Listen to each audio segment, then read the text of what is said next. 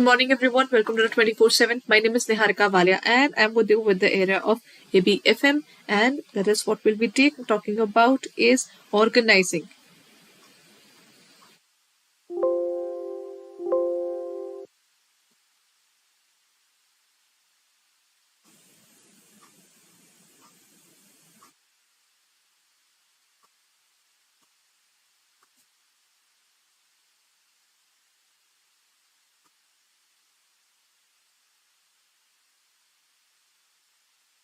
Okay. So when we talk about this particular topic, what do you mean by this portion? If we talk about ABFM, there are various functions of management that are covered in this area, right? So when we specify about this topic, what are we going to talk about? That is, excuse me, organizing as a function. How is organizing a function? Organizing can be defined as a function where organizing is basically what? Whatever we planned about, whatever the plan was, we will use that particular plan. What will we do is basically collect all the resources that is required, all the resources, finances, all the things that are required for this particular work would be dealt with here, right? So that is something that helps us to understand the entire working of the organization in terms of achieving their goals. So when we specify the term organizing is nothing but whatever we decided as a plan, we will arrange all the resources for the same. That is what we define as organizing. The principles of objective means there are various principles of objectives. Now the principles of organizing, there are overall, I think there we have around 6. We are still left with 4 to 5 more. So there are overall 11, 12 principles of organizing. The first one is principle of objectives. Do you know the entire organizing is run by objectives? We define a particular objective, then we run towards achieving it. We make the arrangements that are required. We try to solve the problems. We try to achieve those objectives. We clear a goal and then we run towards that goal. That is principle of objectives. Organizing is basically objective driven. It is driven by that particular objective that we decide and then work upon it in a proper manner. And then the next point is principle of specialization. When we talk about principle of specialization, it can be stated as something that specialization can be defined as, see, if I do a particular task time and again, right? So what will happen? I'll become good in it. For example, I am someone who is given the particular responsibility of finances, right? If my duty is to maintain the finance, and that is principle of specialization that we're talking about. That means by doing it time and again and having more and more exposure towards that working, my working will automatically improve. That is what we define as principle of specialization. Then the next is principle of coordination.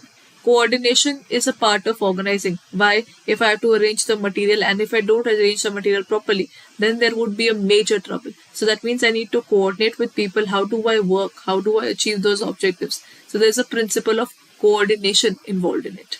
Next point is principle of authority. In terms of authority means the power that I have. Power to command. If I am organizing things, that means I am going to arrange the things for myself. I need power. Power to command over others, that this is what you need to do, this is what you need to do. I can delegate the work to them. I can specify what they need to do. That is, I need the power to command, not the simple power. I need the power to command, and this power to command comes from what? This power to command comes from the hierarchical structure. Hierarchical, okay, HIE. I'm sorry for them writing there. It's hierarchical structure. Because of the hierarchical structure, the authority is developed for one particular person and it might not be there for the other person.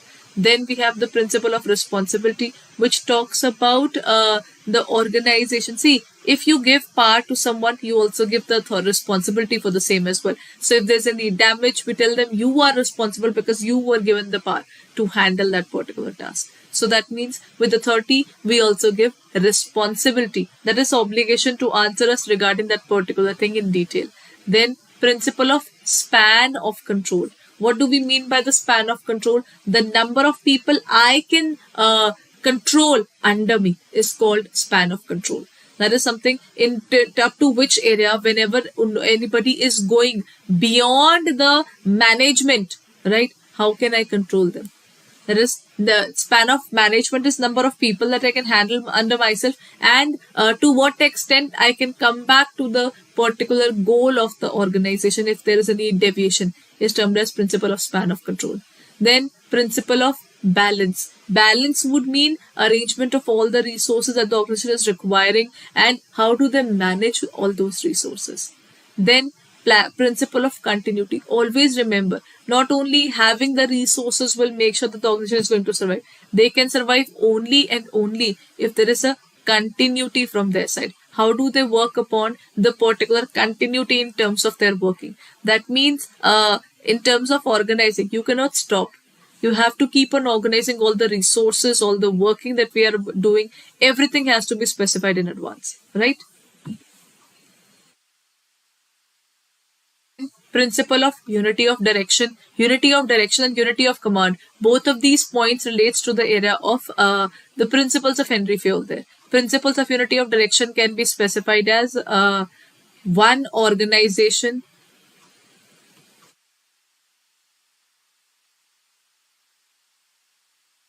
then one plan.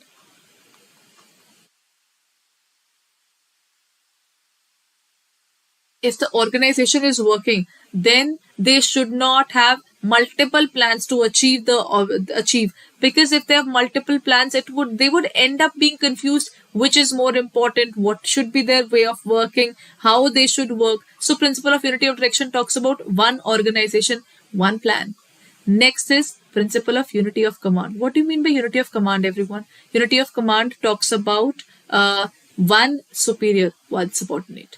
Now, when we have one particular subordinate working under one superior, he knows for everything I have to go to that superior only. I don't have to report to multiple people. So he'll go to his particular superior and he'll tell them that this is what I'm doing and this is what I'm not doing. So that is something they'll be specifying in detail. That is unity of command. You should not have more than one boss, because if you have more than one boss, then you cannot work properly.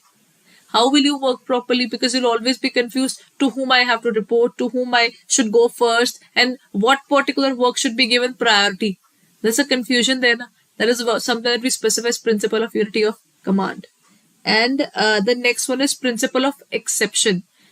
Exception means up to this limit, we can let go of the things. We cannot control everything now. So there are certain things that we will not be worried about. So if we are not able to reach as per the standard, we can leave this part.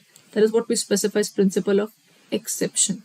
Then principle of simplicity. Simplicity talks about do not have any complex situations or complexities in the working of the business. This hampers or slows down the entire process of working.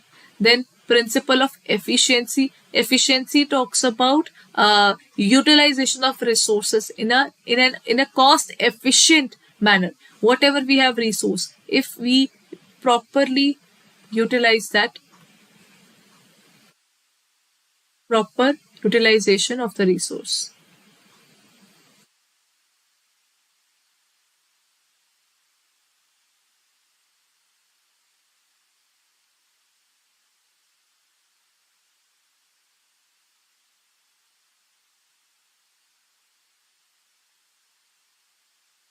That is something that we define principle of efficiency as.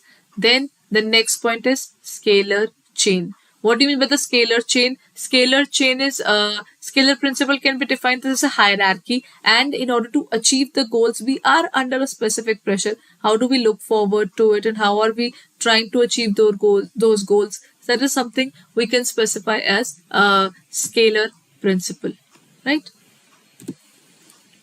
So this is what we can specify as span of control. So this is where one particular person handling all these three, and whatever the goals are of the organization, if there is any deviations, and if he is working upon all these people, he is making sure that he is having a word with them, reporting, and authority is there. And when the authority is there, there is also responsibility. These people are responsible for whatever they are doing, right? Okay, now what happens after this? There's one particular term called delegation that we need to study, and there's another called decentralization. What's the difference between the two? Delegation is what? Just giving the power to your subordinate. More or less, I can say delegation is one superior saying that I cannot do the work on my own. So I think I'll need your hand. So he shares his work with his subordinate. That is what we define as delegation, giving the work to the next level. While when we talk about decentralization, sharing the power at multiple levels, it is in plural form. That is something which we define as decentralization. In terms of decentralization, we will specify whether we will be able to work in a proper way or not. What are we going to do about the working there? That is something that we'll be specifying as delegation or decentralization, right? So this is the difference between the two. Delegation means sharing the power to the next level, while decentralization means sharing the power even at the lowest level is something that we can be defining it, because in terms of delegation, we'll be sharing it only with one of the juniors, while in terms of decentralization in an MNC, the lowest level is going to have the power to make decisions that will help them to work in a better manner, because otherwise he'll have to keep on asking, what should we do?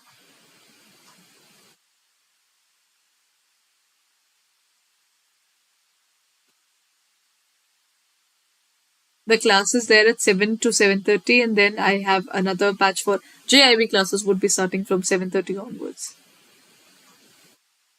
Okay, so when we talk about the topic, these are the differences. So let's talk about the next terminology. Here comes the first question, everyone. It is the most oldest and simplest method of administrative organization. According to this type of organization, the authority flows from top to bottom in a concern. The line of command is carried out from the top to bottom. The organization stated here is matrix organization, line and staff or functional organization. There are different kinds of organizations that we study in terms of organization structure. Matrix is basically that is something that we find in terms of an MNC, that we develop some projects and then we work upon according to those projects. The organization is divided. Line organization is the simplest form. This is basically superior, then his subordinate, then his subordinate. That is something that we define as line. The line and staff has the development of different functions as well. Then we talk about functional organization. Here we divide the entire working into selling, admin, production, sales, advertising, distribution. So there we have different functions on the basis of which we define how people are going to work. So the oldest form is line organization. Why? Because under line organization, there's just one chain of command. Earlier, this was the only way of working. Over the period of time, it has grown as a better method. Right? So the answer is line organization. Here comes the next question, everyone. According to this concept, the work and authority is divided amongst the many subordinates, and the manager doesn't supervise and control a very big group of people under him. Narrow span of control, delegation, centralization, or decentralization.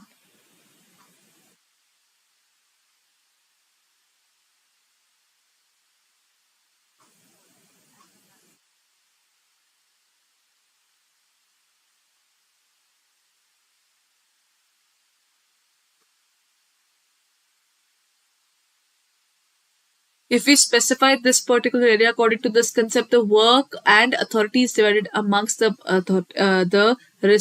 other many subordinates and the manager. See, these people do not require a lot of people to handle them. They do not need their superior to come up and tell them what to do and what not to do every now and then. So this is a basic specific organization, this is that part of organization which is more or less very independent. So there is a narrow span of control or delegation or centralization or decentralization. When you give the power to the people there, that is something which we can specify as a narrow span of control. We are not going to handle n number of people. We will be having only limited number of people there, and the manager doesn't really supervise and control a very, very big number of people. Narrow means lesser number of people to be handled by him. Wider means more number of people to be handled by him. It looks like decentralization, but the point it talks about the group now. If the group is smaller, that means we are keeping lesser number of people under us. This is the point. So in this case, the correct answer would be A, narrow span of control. Okay. So this is where I end my session. Our classes are going on and new batches are also coming up. So if you haven't reviewed our batches yet, so kindly go ahead and check it out on our website or in our app for further details. What you can do is you can check it out.